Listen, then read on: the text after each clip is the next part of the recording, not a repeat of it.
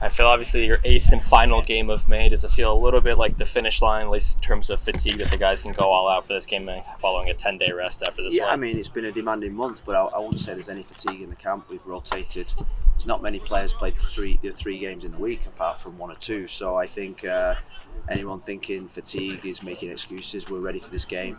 It's a big game. It's a big game in at the end of an 8 game stretch.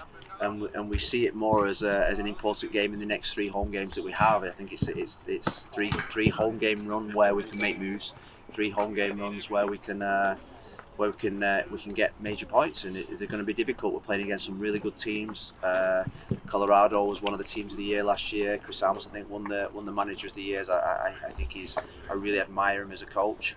I like the way his teams play. I like the energy that they give, and we're going to have to match that tomorrow night. How have they been a little bit different since you met them like a month and a half ago? I know they're without Rafael Navajo. They've sort of played without a traditional striker. Stylistically, you're noticing anything different from Colorado? No, I think the style of the philosophy is the same. They've had Yappy up there, but could be Navarro. I think even though maybe they've tweaked the system, they played 4-3-3. I think when we played them last time, it's 4-4-2. Maybe this time, whatever. I think their principles are the same. They're going to rate a high press, high energy. They're going to play balls forward. They're going to cause us problems. And we've played them enough over the last 12 to 18 months to recognise that. You guys were pretty clear at the start of the year that with the youth on this roster and some of the changes, there was going to be some momentum swings. Yeah. I'm curious now here as you go into June, sitting in 4th place in the table, is that, are you happy with that? Like, what's kind of been your assessment? Yeah, well, I think positioning the table, I think maybe we're probably 2-3 points less than where we probably should be.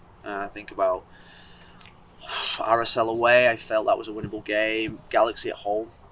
Definitely Galaxy at home. We had the decision in the last minute that was crucial. So I think maybe 2 points down from where we should be. So, but we're on track.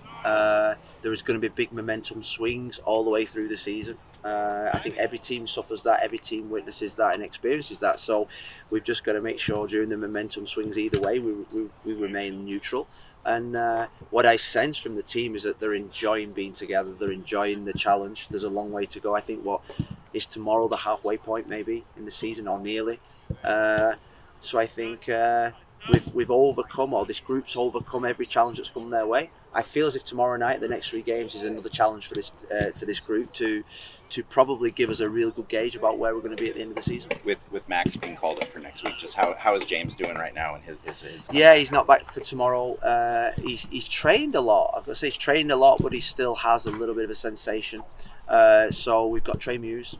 We've obviously got Hunter Schulte out on loan. So we've got enough cover in the goalkeeping area. It's true we want James back fit, but we want him back fit, not 90% fit. So the good thing about tomorrow, we've got Diego Chara back, which I think over the last probably 2 or 3 games, I think we've missed that experience in central midfield. So he's someone that's going to be up for selection tomorrow night.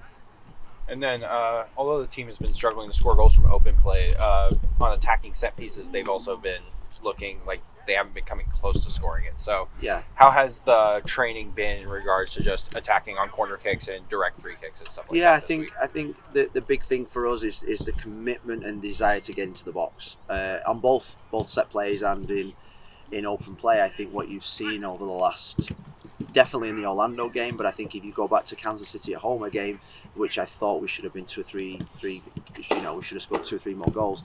The commitment and desire to actually go in the box. We want 5 guys, 6 guys in the box to score, and if you only have 1 guy in the box to score against, for example, an Orlando back 6, you're never going to score goals. So it's that commitment and desire to want to make a selfish run for others to score, and I think that's what we've spoke to them about over the last couple of days. And it's no different on a set play. You've got to have that desire. There's one ball that's going to go into the box. We've got to get the runs right, the delivery right, and the desire, more importantly, to go and score.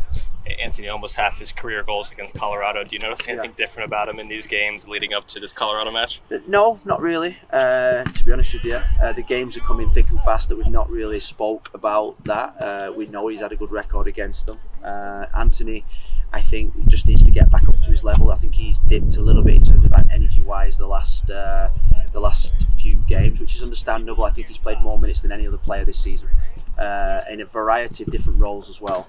And we've had Omir Fernandez, Ari Laster's come. I think he's in really good form, so we've got options to freshen it up in those positions as well. So we'll see how we get through today's training session, and then whether Anthony comes off the bench or starts, it's a decision that we'll have to make in the next 24 hours.